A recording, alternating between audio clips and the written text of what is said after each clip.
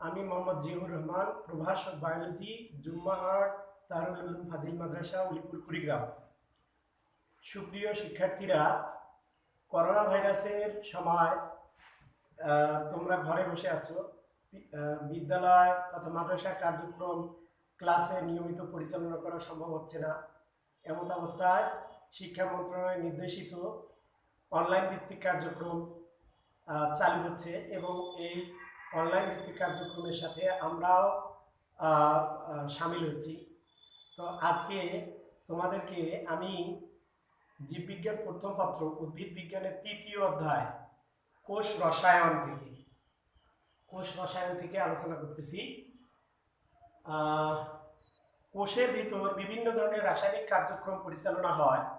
এই কার্যক্রম পরিচালনার জন্য বিভিন্ন ধরনের পদার্থের প্রয়োজন, বিভিন্ন ধরনের জৈব রাসায়নিক পদার্থের প্রয়োজন। এই জীবের রাসায়নিক উপাদানগুলো দুই ধরনের হয়, একটা হচ্ছে জৈব উপাদান আর একটা হচ্ছে অজৈব উপাদান। আমরা বোর্ডের মধ্যে একটু দেখি অজৈব উপাদান এবং জৈব উপাদান।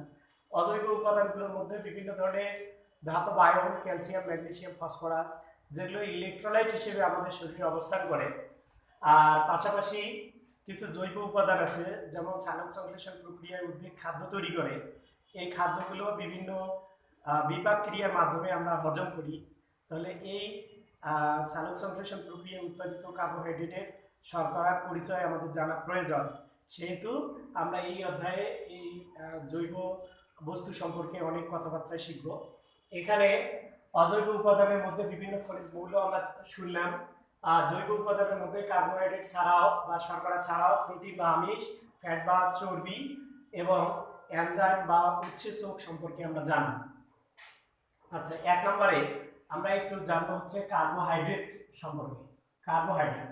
কার্বোহাইড্রেট সম্পর্কে পূর্ববর্তী যে ধারণা ছিল যে এটা হচ্ছে কার্বন এবং হাইড্রেট তথা পানি এর যৌগ, মানে যে পরিমাণ কার্বন থাকবে ঠিক একই পরিমাণ হাইড্রেট তথা পানি দ্বারা কার্বোহাইড্রেট তৈরি হবে। এখানে গ্লুকোজ C6H12O6 আর এর কার্বোহাইড্রেট হিসেবে মানে 6 অণু কার্বন এবং 6 অণু গ্লুকোজ পানি দ্বারা এই গ্লুকোজ তৈরি করা হচ্ছে। কিন্তু কত ক্ষেত্রে এই নিয়মের ব্যতিক্রম ঘটে যায়, মানে সমপরিমাণ গ্লুকোজ সমপরিমাণ পানির সাথে যুক্ত হওয়ার পরেও কি হয় না, কার্বোহাইড্রেট হতে পারে না। যেমন ফরমালডিহাইড HCHO, এক্ষেত্রে আমরা কি দেখি HCHO, এক্ষেত্রে CH2O। আমরা এখানে লক্ষ্য করতেছি যে হচ্ছে এখানে কার্বন এক অণু এবং পানি এক অণু থাকা সত্ত্বেও এটা কার্বোহাইড্রেট হিসেবে পরিগণিত হচ্ছে না, বা আমরা কার্বোহাইড্রেট হিসেবে এটাকে পরিচয় করে দিতে পারতেছি না। একইভাবে যদি আমরা অ্যাসিটিক অ্যাসিডের ক্ষেত্রে দেখি, অ্যাসিটিক অ্যাসিডের ক্ষেত্রে CH3COOH, এর ক্ষেত্রেও আমরা দেখতেছি হচ্ছে C2H4O2, মানে 2 অণু কার্বন আর 2 অণু পানি। এই শর্ত পালন করা সত্ত্বেও অ্যাসিটিক অ্যাসিড কার্বোহাইড্রেট নয়। এই কারণে আধুনিক ধারণা মতে বা বর্তমান ধারণা মতে এটাকে সংজ্ঞাটা একটু আপগ্রেডিং করা হয়েছে যে উচ্চতর পলিহাইড্রক্সি অ্যালকোহলের অ্যালডিহাইড বা কিটোনমূলক যুক্ত যৌগকে আমরা কার্বোহাইড্রেট বা শর্করা বলি। উচ্চতর পলিহাইড্রক্সি অ্যালকোহলের অ্যালডিহাইড বা কিটোনমূলক যুক্ত যৌগকে আমরা কি বলি, শর্করা বলি। যেমন 3 কার্বন বিশিষ্ট গ্লিসারলডিহাইড, 3 কার্বন বিশিষ্ট ডাইহাইড্রক্সি অ্যাসিটোন। এখানে পলিহাইড্রক্সি অ্যালকোহলের অ্যালডিহাইড গ্রুপ হচ্ছে CHO, কিটোন গ্রুপ হচ্ছে Cu। তাহলে এই গ্লিসারলডিহাইডে আমরা দেখতেছি একটা অ্যালডিহাইড আর ডাইহাইড্রক্সি অ্যাসিটোনে একটা কিটোন আমরা দেখতেছি। এখানে আমরা দেখতেছি হচ্ছে 3 কার্বন। উল্লেখ্য যে 3 কার্বনের নিচে কোনো কার্বোহাইড্রেট গঠিত হয় না, কারণ 3 কার্বনের নিচে যদি কার্বোহাইড্রেট থাকে তাহলে হাইড্রোক্সিল মূলক যুক্ত হতে পারে। তাহলে হাইড্রোক্সিল মূলক পলিহাইড্রোক্সি, মানে একাধিক হাইড্রোক্সিল মূলক থাকবে, এর সাথে অ্যালডিহাইড বা কিটোন মূলক থাকলে তাকে আমরা শর্করা বলবো। তাহলে এখানে একাধিক হাইড্রোক্সিল মূলক আছে, এর পাশাপাশি অ্যালডিহাইড আছে, এখানে একাধিক হাইড্রোক্সিল মূলক আছে, এর পাশাপাশি কিটোন আছে। এই কারণে এটাকে আমরা ট্রায়াস শর্করা বলি। স্পেশাল নাম হচ্ছে গ্লিসারলডিহাইড এবং ডাইহাইড্রক্সি অ্যাসিটোন। এরকম শর্করা আছে হচ্ছে ডিঅক্সিরাইবোজ শর্করা, রাইবোজ, তারপরে আছে গ্লুকোজ আছে, ফ্রুক্টোজ আছে, এরকম অসংখ্য শর্করা আছে যেগুলোতে অ্যালডিহাইড, এখানেও অ্যালডিহাইড আছে, আবার ফ্রুক্টোজের ক্ষেত্রে কিটোন আছে। আচ্ছা, আমরা শর্করাগুলোকে যদি শ্রেণী বিন্যস্ত করতে যাই তাহলে শর্করা বা কার্বোহাইড্রেটের শ্রেণী বিভাগে আমরা দেখবো যে শর্করা বা কার্বোহাইড্রেটগুলোকে জারণ বিজারণ ক্ষমতার উপর ভিত্তি করে শর্করাগুলোকে আমরা দুই ভাগে ভাগ করছি। কয় ভাগে ভাগ করছি? আমরা দুই ভাগে ভাগ করছি। একটা হচ্ছে বিজারক শর্করা, যেটা জারণ বিজারণে অংশগ্রহণ করে, আর একটা হচ্ছে অবিজারক শর্করা। বিজারক শর্করাটা জারণ বিজারণে অংশগ্রহণ করে, অবিজারক শর্করাটা জারণ বিজারণে অংশগ্রহণ করে না। বিজারক শর্করাটা জারণ বিজারণে অংশগ্রহণ করে কারণ এর যে অ্যালডিহাইড বা কিটোন মূলক আছে, সেই অ্যালডিহাইড বা কিটোন গুলো জারণ বিজারণের জন্য সক্রিয় ভূমিকা পালন করতে পারে। আচ্ছা, আমরা মনোস্যাকারাইড গুলোকে দেখি হচ্ছে বিজারক শর্করা হিসেবে কাজ করে, এবং ডাইস্যাকারাইড কতক ক্ষেত্রে আংশিক বিজারক, আমি পরে ব্যাখ্যা দিব, এবং পলিস্যাকারাইড গুলো অবিজারক শর্করার ন্যায় কাজ করে, মানে পলিস্যাকারাইড গুলো জারণ বিজারণ বিক্রিয়া অংশগ্রহণ করে না। আচ্ছা, স্বাদের উপর ভিত্তি করে এই কার্বোহাইড্রেট বা শর্করাগুলোকে আমরা দুই ভাগে ভাগ করতে পারি। একটা হচ্ছে সুগার বা মিষ্টি, আর নন সুগার বা মিষ্টি নয়, স্বাদে মিষ্টি নয়। সাধারণত মনোস্যাকারাইড এবং ডাইস্যাকারাইড গুলো হচ্ছে সুগার, যেমন হচ্ছে গ্লুকোজ, যেমন হচ্ছে সুক্রোজ। গ্লুকোজ মনোস্যাকারাইড হওয়ার কারণে সুগার, এবং সুক্রোজ বা চিনি এটা ডাইস্যাকারাইড হওয়ার পরেও সুগার। আর নন সুগার গুলোর উদাহরণ হচ্ছে স্টার্চ, গ্লাইকোজেন, এগুলো তোমার স্বাদে মিষ্টি নয়। আচ্ছা, কার্বোহাইড্রেটের মধ্যে অনুসংখ্যার উপর ভিত্তি করে এদেরকে আমরা চার ভাগে ভাগ করি। মনোস্যাকারাইড, যে সমস্ত কার্বোহাইড্রেট গুলোকে ভাঙলে আমরা শুধুমাত্র এক ধরনের শর্করা পাবো, একই প্রকারের শর্করা পাবো, যেমন অনেকগুলো গ্লুকোজ অণু একসাথে যদি থাকে, ওদেরকে বিশ্লেষণ করলে আমরা শুধুমাত্র গ্লুকোজ গ্লুকোজ গ্লুকোজ, এই শুধু গ্লুকোজই পাবো। আর ডাইস্যাকারাইড, এক্ষেত্রে এক অণু গ্লুকোজকে ভাঙলে আমরা একাধিক অণু আমরা গ্লুকোজ পাবো। যেমন সেলোবাইজের ক্ষেত্রে দুটাই, মানে এক অণু ভাঙলে দুই অণু বিটা ডি গ্লুকোজ পাওয়া যায়। আবার সুক্রোজের ক্ষেত্রে আমরা দেখি হচ্ছে এক অণু গ্লুকোজ এবং এক অণু ফ্রুক্টোজ মিলে হচ্ছে ডাইস্যাকারাইড বা সুক্রোজ তৈরি হয়।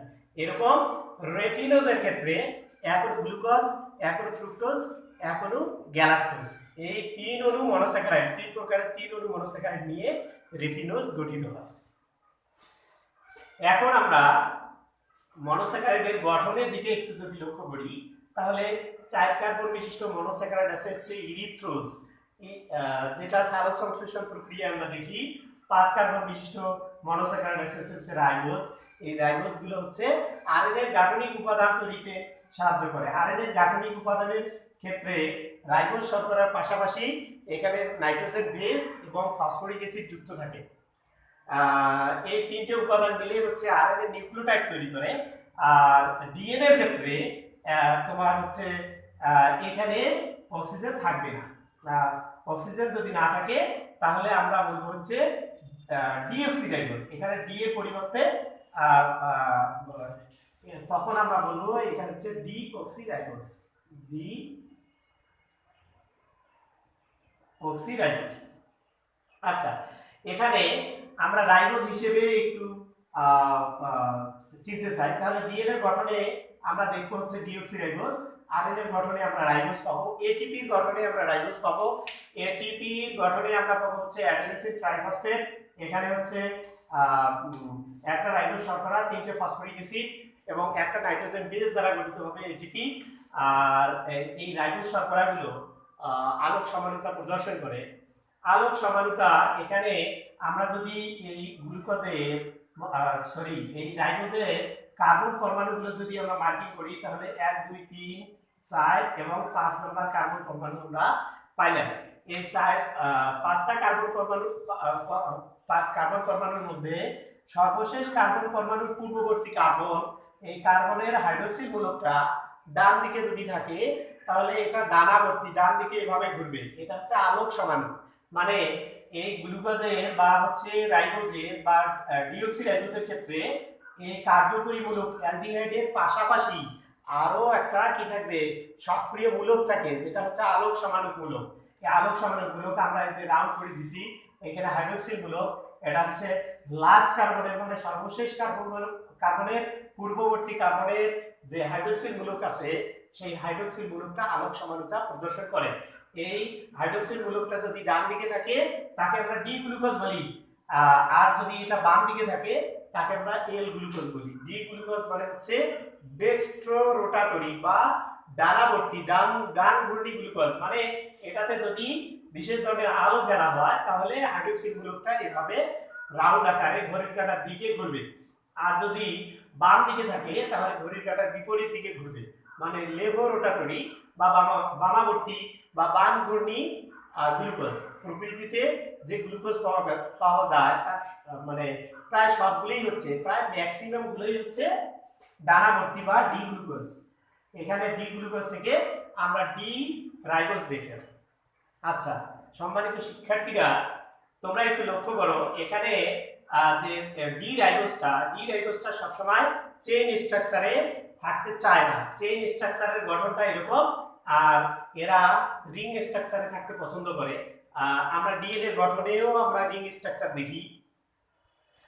ডিএনএ গঠনে আমরা যখন ডাবল হেলিক্সের মডেল আমরা দেখছিলাম, সেখানে আমরা দেখছিলাম হচ্ছে, বা আরএনএ এর ক্ষেত্রে আমরা রাইবোজগুলোকে দুই সারিতে আমরা লক্ষ্য করছিলাম যে দুই সারিতে তারা শিকলের ন্যায় দাঁড়িয়ে থাকে ফসফরিক অ্যাসিডের সাথে। এখানে এরা যখন রিং স্ট্রাকচার তৈরি করে তখন কিভাবে রিং স্ট্রাকচারটা তৈরি করে আমরা একটু দেখব। আচ্ছা, 1 নম্বর কার্বনের মধ্যে আমরা দেখতেছি CHO আছে, এখান থেকে অক্সিজেনটা কানেক্টর হিসেবে একের সাথে 4 কানেক্টর হিসেবে থাকে, একের সাথে 4, এবং হাইড্রোজেনটা সরিয়ে যায়। এই হাইড্রোজেনটা এখানে এই যে এই জায়গায় গেছে, এই হাইড্রোজেনটা এখানে গেছে, এবং এই যে আলোক সমানুক যে কার্বন আছে, সেই কার্বনের হাইড্রোক্সিল মূলকটা 4 নাম্বার থেকে সুইচ করে বা স্থানান্তরিত হয়ে 1 নম্বরে যুক্ত হয়েছে। এই 1 নম্বরের হাইড্রোক্সিল মূলকটা যদি তোমার উপরে যুক্ত হয় তাকে আমরা বিটা ডি রাইবোজ বলি।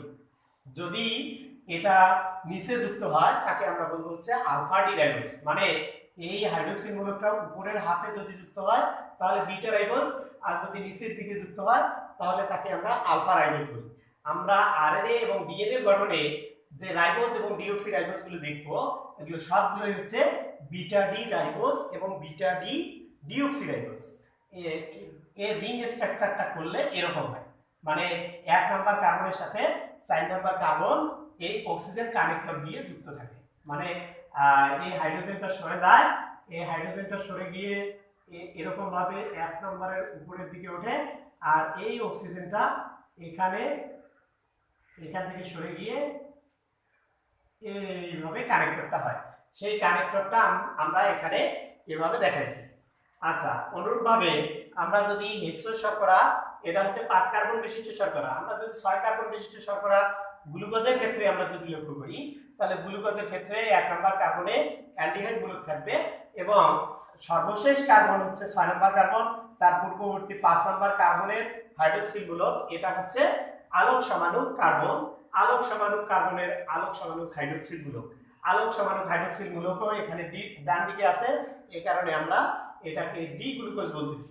আর যদি বাম দিকে থাকতো তাহলে আমরা তাকে এল গ্লুকোজ বলতাম।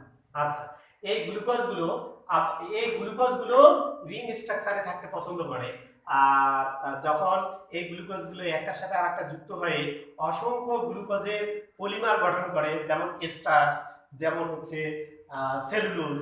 আমরা পলিস্যাকারাইডের ক্ষেত্রে এটা বিস্তারিত করব। এই পলিস্যাকারাইডটা যখন আমরা পড়ব তখন আমরা বিস্তারিত করব যে কিভাবে স্টার্চ তৈরি হলো, কিভাবে সেলুলোজ তৈরি হলো, আমরা সেটা তখন পড়ব। আচ্ছা, এখানেও দেখো, লক্ষ্য করলে আমরা দেখতে পাবো 1 নম্বর কার্বনের হাইড্রোজেনটা এখানে সরে গেছে, 1 নম্বর কার্বনে গিয়ে হাইড্রোক্সিল মূলকটা উপরের দিকে যুক্ত হয়েছে, এবং অক্সিজেন কানেক্টর দিয়ে একের সাথে 5 কানেক্টর, মানে সর্বশেষ কার্বনের পূর্ববর্তী কার্বন যুক্ত হয়েছে। একইভাবে ফ্রুক্টোজের ক্ষেত্রেও আমরা যদি লক্ষ্য করি তাহলে ফ্রুক্টোজের কার্যকরী মূলক হচ্ছে কিটোন, এই কিটোনটা 2 নম্বর কার্বনের মধ্যে আছে। আমরা যদি এখানে মার্কিং করি 1 2 3 4 5 6, এই 6 কার্বনের মধ্যে 2 নম্বর কার্বনে কিটোন মূলকটা আছে। এই কিটোন মূলকটা কার্যকরী মূলক। এই কার্যকরী মূলক এবং এর আলোক সমাণুক কার্বন হচ্ছে 5 নম্বর কার্বন। এখানকার হাইড্রোক্সিল মূলকটা কিটোন মূলকের সাথে যুক্ত হবে, এখানে 1 নম্বর কার্বনের সাথে যুক্ত হবে না। কারণ কি, এখানে তো 1 নম্বর কার্বনে অ্যালডিহাইড মূলক ছিল, অ্যালডিহাইড মূলক থাকার কারণেই কিন্তু 1 নম্বর কার্বনে গিয়ে হাইড্রোক্সিল মূলকটা যুক্ত হয়েছিল। কিন্তু ফ্রুক্টোজের ক্ষেত্রে এই হাইড্রোক্সিল মূলকটা গিয়ে যুক্ত হবে 2 নম্বর কার্বনে। 2 নম্বর কার্বনে হাইড্রোক্সিল মূলকটা এখানে যুক্ত হয়েছে এবং অক্সিজেন কানেক্টর হিসেবে 2 এর সাথে 5 লিংক দিছি। তাহলে এভাবে যদি আমরা তোমার হচ্ছে এটা গাঠনিক স্ট্রাকচার দেখি, তাহলে এটাকে আমরা বলি হচ্ছে ফিউরানোস প্রকৃতি, এটা হচ্ছে পাইরানোস প্রকৃতির, মানে ষড়ভুজাকার, এটা হচ্ছে পঞ্চভুজাকার, এরকম প্রকৃতির আমরা দেখব।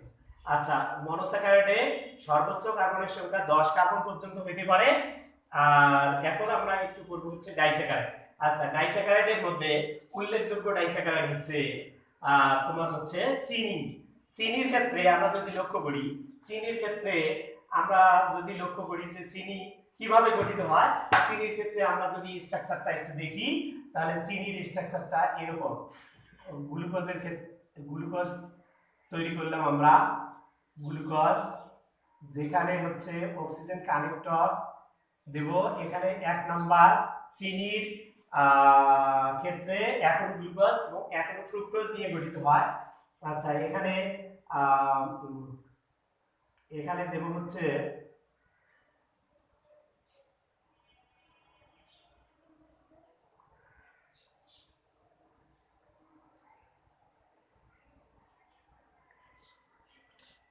এখানে আমরা ফ্রুক্টোজের গঠন আমরা লক্ষ্য করলাম। ফ্রুক্টোজটার 1 নম্বর কার্বন, 2 নম্বর কার্বন, এটা 3, এটা 4, এটা হচ্ছে 5, আর সর্বশেষ কার্বন রিংয়ের বাইরে থাকবে। এখানে 1 এবং 6 নম্বর কার্বন রিংয়ের বাইরে আছে, কিন্তু এখানে শুধুমাত্র 6 নম্বর কার্বনটা রিংয়ের বাইরে আছে। এটা হচ্ছে 1, এটা হচ্ছে 2, এটা হচ্ছে 3, 4, 5 এবং 6। আচ্ছা, মনে রাখা প্রয়োজন যে এখনো যখন চিনি আমরা তৈরি করব, তাহলে চিনির ক্ষেত্রে আলফা ডি গ্লুকোজ লাগবে। কি লাগবে?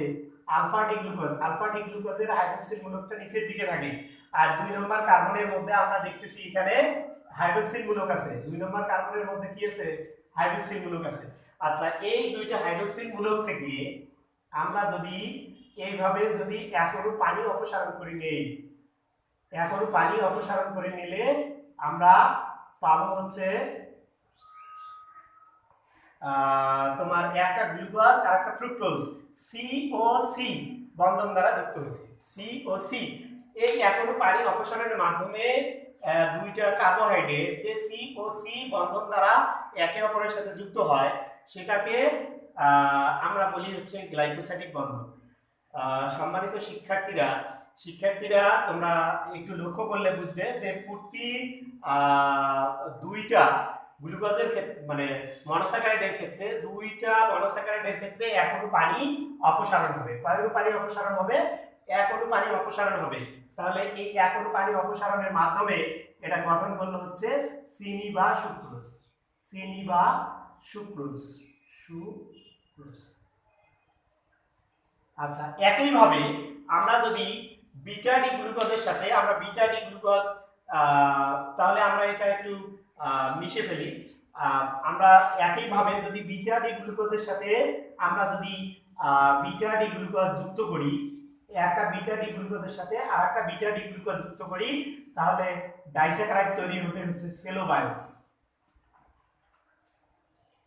এখানে তৈরি হবে সেলোবায়োস। সেলোবায়োসটা আমরা যদি দেখি একই রকম।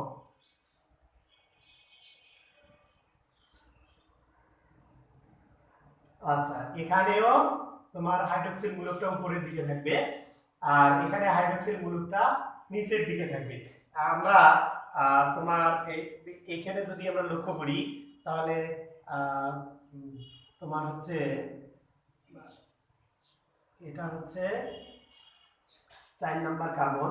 4 নাম্বার কার্বনের মধ্যে এই যে 1 2 3 4 5 6, 4 নাম্বার কার্বনের মধ্যে এদিকে হাইড্রোজেন থাকলে হাইড্রোক্সিল মূলক থাকলে অপর দিকে থাকবে হচ্ছে হাইড্রোজেন। আচ্ছা, এখানে কিভাবে রিংটা তৈরি হবে আমরা একটু দেখি।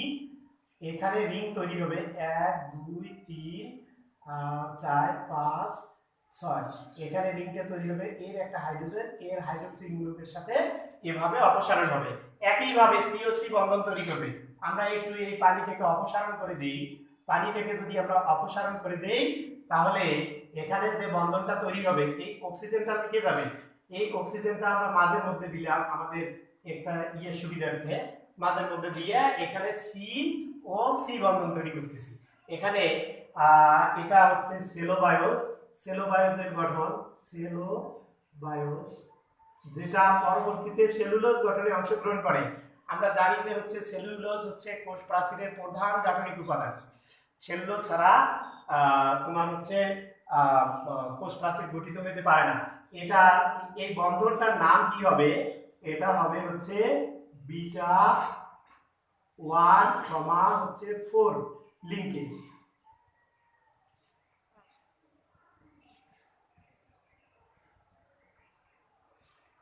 Beta 1 4 linkage. সেলোবায়োসের ক্ষেত্রে আমরা যদি লক্ষ্য করি তাহলে বিটা 1 4 লিঙ্কেজ মানে 1 নাম্বার কার্বনের সাথে 4 নাম্বার কার্বন যুক্ত হয়েছে, কিন্তু এর কার্যকরী মূলক 1। এখানে আর একটা মানে কার্যকরী মূলকটা ফাঁকা রয়ে গেছে, এই কারণে সেলোবায়োস গুলোকে আমরা আংশিক রিডিউসিং বলি। কিন্তু পক্ষান্তরে একটু আগে আমরা যে গ্লুকোজ এবং ফ্রুক্টোজ একসাথে যুক্ত হয়ে চিনি গঠন করছিল, সেখানে আমরা দেখছিলাম আলফা 1 2 লিঙ্কেজ। আলফা 1 2 লিঙ্কেজ হওয়ার কারণে ওখানে যেহেতু গ্লুকোজের 1 নম্বর কার্বন এবং ফ্রুক্টোজের 2 নম্বর কার্বন সবচেয়ে সক্রিয় হয়, এই কারণে চিনিটা নন রিডিউসিং সুগার বা অবিজারক শর্করা হিসেবে বিবেচিত হবে।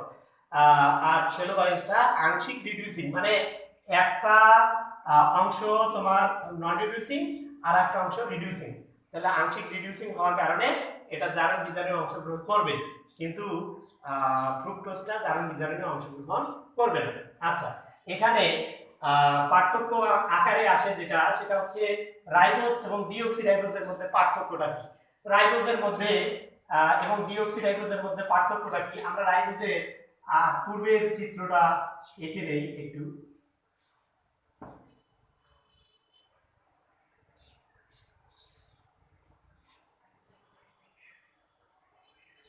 আচ্ছা, রাইবোজের পূর্বের চিত্রটা ছিল এরকম।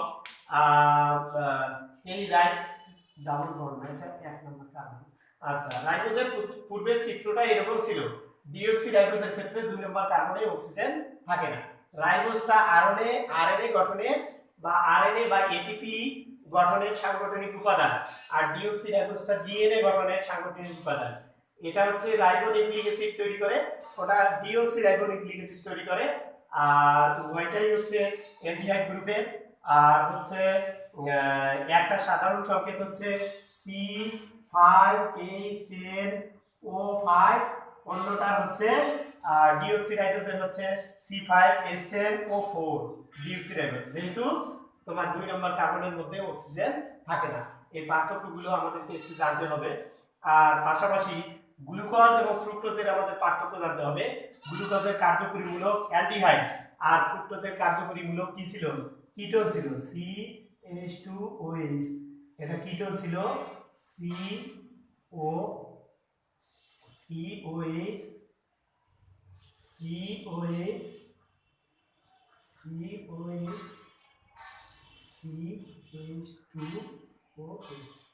আচ্ছা, এখানে H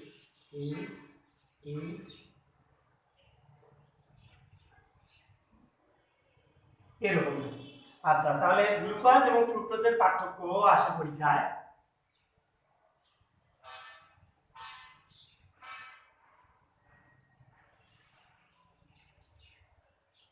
ফ্রুক্টোজ।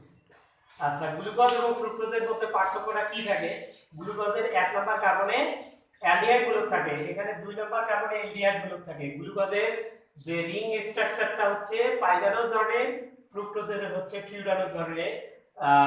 গ্লুকোজটা তোমার সালোক সংশ্লেষণ প্রক্রিয়ায় সর্বশেষ ধাপে উৎপন্ন হয়। এটা এর পূর্ববর্তী গ্লুকোজের পূর্ববর্তী ফ্রুক্টোজ উৎপন্ন হয় সালোক সংশ্লেষণ প্রক্রিয়ায়। আবার এই গ্লুকোজটা তোমার হচ্ছে 1 নম্বর কার্বনের সাথে 5 নম্বর কার্বন যুক্ত থাকে, আর ফ্রুক্টোজের ক্ষেত্রে 2 নম্বর কার্বনের সাথে 5 নম্বর যুক্ত থাকে। তার মানে রিং এর বাইরে থাকে এখানে 6 নম্বর কার্বন, আর এটার ক্ষেত্রে রিং এর বাইরে থাকে 1 এবং 6 নম্বর কার্বন সর্বশেষ, এবং শুরুর কার্বনটা রিং এর বাইরে থাকে। আমরা মোটামুটি গ্লুকোজ এবং ফ্রুক্টোজের যেটা মেইন পার্থক্য, আমরা মেইন পার্থক্যগুলো শিখে ফেললাম। পাশাপাশি আমরা ডাইস্যাকারাইড শিখলাম। ডাইস্যাকারাইডে একটা বন্ধন তৈরি হয়, যে বন্ধনের নাম হচ্ছে গ্লাইকোসাইডিক বন্ধন, যেটার নাম হচ্ছে COC বন্ধন। এটা তোমার আলফা দিয়েও হতে পারে অথবা বিটা দিয়ে হতে পারে। যদি উদ্ভিদের গাঠনিক স্ট্রাকচার তৈরি করে তাহলে অবশ্যই বিটা ডি গ্লুকোজ দিয়ে গাঠনিক স্ট্রাকচার তৈরি হবে। এখানে বিটা 1,4 লিঙ্কেজ আছে, যেটা সেলুলোজ পরবর্তীতে এরকম অসংখ্য সেলুলোজ অণু একটার পর একটা যুক্ত হয়ে সেলুলোজ তথা পলিস্যাকারাইডের যে বৃহৎ অণু এরকম অণু গঠন করে। আর যদি স্টার্চের ক্ষেত্রে এরকম হয় না। স্টার্চের ক্ষেত্রে যে আগে যে ডাইস্যাকারাইডটা তৈরি হয় সেই ডাইস্যাকারাইডের নাম হচ্ছে ম্যালটোজ বা মল্টোজ। আচ্ছা, মল্টোজের ক্ষেত্রে রিং স্ট্রাকচার মানে রিংটা এরকম হবে না, মানে হাইড্রোক্সিড মূলকটা নিচের দিকে থাকবে, এখানেও নিচের দিকে, এখানে হাইড্রোজেনটা উপরের দিকে, শুধুমাত্র এই জায়গা থেকে এখন পানি অপসারণ হয়ে যাবে, এখন পানি অপসারণ হবে। এবং এই লিঙ্কটা তৈরি করবে হচ্ছে এই যে CO, আবার এই জায়গা থেকে এই যে, মানে তখন আর এই লিঙ্কটা থাকবে না, ফাইনালি এই অংশটা সরে যাবে। এভাবে ম্যালটোজ নামক ডাইস্যাকারাইড তৈরি করবে। এই অসংখ্য ম্যালটোজ নামক ডাইস্যাকারাইড অণুগুলো, অসংখ্য ম্যালটোজ নামক যে ডাইস্যাকারাইড অণুগুলো আছে এগুলো একটার সাথে আরেকটা যুক্ত হতে হতে বৃহৎ শিকল স্টার্চ তৈরি করবে। স্টার্চগুলো আবার দুই ধরনের হয়, এরকম ম্যালটোজের সাথে ম্যালটোজ যুক্ত হতে হতে স্টার্চ তৈরি করবে। স্টার্চগুলো আবার দুই ধরনের হয়, একটা সরল শিকল, আর সেলুলোজের ক্ষেত্রে সর্বদাই এটা চেইন শিকল থাকবে, আর স্টার্চের ক্ষেত্রে একটা সরল শিকল থাকে। সরল শিকলটাকে আমরা অ্যামাইলোজ বলি। আর যদি চেইন শিকল থাকে, মানে এই 6 নম্বর কার্বনের সাথে যদি আর একটা রিং থাকে, অক্সিজেন 6 নম্বর কার্বন, এখানে একের সাথে এই জায়গায় যদি একটা রিং থাকে তাহলে আমরা আলফা 16 লিঙ্কেজ বলি। এটা হচ্ছে অ্যামাইলোপেকটিনের গাঠনিক উপাদান। অ্যামাইলোপেকটিন দ্বারা শাখা শিকল তৈরি হয়। আমরা যে ভাত বা চাল থেকে ভাত খাই, এই চালের মধ্যে 22 ভাগ থাকে হচ্ছে সরল শিকল এবং 78 ভাগ থাকে হচ্ছে শাখা শিকল তথা অ্যামাইলোপেকটিন, এবং 22 ভাগ থাকে হচ্ছে সরল শিকল বা অ্যামাইলোজ। সুপ্রিয় শিক্ষার্থীরা, আমরা জানি যে শর্করা পরিপাককারী এনজাইমের নাম হচ্ছে অ্যামাইলেজ এনজাইম। এই অ্যামাইলেজ এনজাইমটা কিন্তু অ্যামাইলোজকে কি করে ভাঙে, মানে এই বন্ডগুলো ভাঙিয়ে সরল শিকল তৈরি করে। এভাবে শর্করার গঠনটা বা হচ্ছে স্টার্চ এবং গ্লাইকোজেন তৈরি করে। গ্লাইকোজেনটা হচ্ছে আমাদের দেহে সঞ্চিত উপাদান, মানে আমরা যারা নিজের খাদ্য নিজে তৈরি করতে পারি না, আমাদের যকৃতের মধ্যে, আমাদের যে তোমার বক্ষগহ্বরের নিচে উদরগহ্বরের উপরে যকৃৎ থাকে, এই যকৃতের মধ্যে সরাসরি ক্ষুদ্রান্ত থেকে রক্তনালী থাকে। এই রক্তনালী দ্বারা গ্লুকোজগুলো যকৃতে জমা হতে হতে গ্লাইকোজেন তৈরি করে, এবং গ্লাইকোজেনটাও হচ্ছে তোমার শাখা শিকল বিশিষ্ট একটা যৌগ। এই গ্লাইকোজেনের অণুগুলো ছোট ছোট ক্ষুদ্র ক্ষুদ্র। সুপ্রিয় শিক্ষার্থীরা, আমাদের এখান থেকে মোটামুটি পড়তে হবে যে মনোস্যাকারাইডের গঠন, কিভাবে আমরা রাইবোজ ডিঅক্সিরাইবোজ গঠন করতে পারি, কিভাবে আমরা গ্লুকোজ গঠন করতে পারি, কিভাবে গ্লাইকোসাইডিক বন্ধনের মাধ্যমে আমরা এক অণু থেকে আরেক অণু, দুই অণু মানে ডাইস্যাকারাইড তৈরি করতে পারি। ডাইস্যাকারাইডের মধ্যে কোনটা রিডিউসিং, কোনটি নন রিডিউসিং, তারপরে হচ্ছে এখানে রাইবোজ ডিঅক্সিরাইবোজের পার্থক্যটা আমাদের করতে হবে। তারপরে আমাদের পড়তে হবে গ্লুকোজ এবং ফ্রুক্টোজের পার্থক্য পড়তে হবে। আর পাশাপাশি আমাদের স্টার্চের গঠন এবং সেলুলোজের গঠনটা একটু পড়তে হবে। সেলুলোজ হচ্ছে উদ্ভিদের সঞ্চিত উপাদান, যেটা হচ্ছে ধান, গম, শস্য দানার মধ্যে থাকে।